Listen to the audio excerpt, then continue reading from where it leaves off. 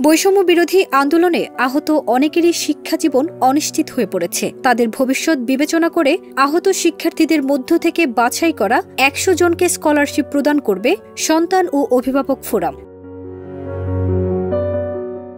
শুক্রবার ১৭ জানুয়ারি সকালে প্রেস ক্লাবে এই স্কলারশিপ কর্মসূচির উদ্বোধন করা হয়। যাচাই বাছাই শেষে শুরুতে ৩০ জনকে এই বৃত্তি দেওয়া হবে। শিক্ষাজীবন সমাপ্ত না হওয়া পর্যন্ত প্রতি মাসে দাতা অভিভাবকরা তাদেরকে ৫,০০০ টাকা করে দিবেন। পাশাপাশি আহতদের বিনামূল্যে চিকিৎসা দেবে Bangladesh physical therapy association.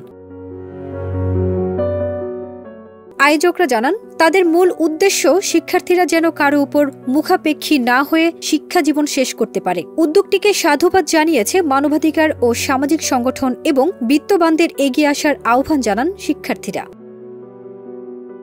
Farzana Nikita, দেশ রূপান্তর।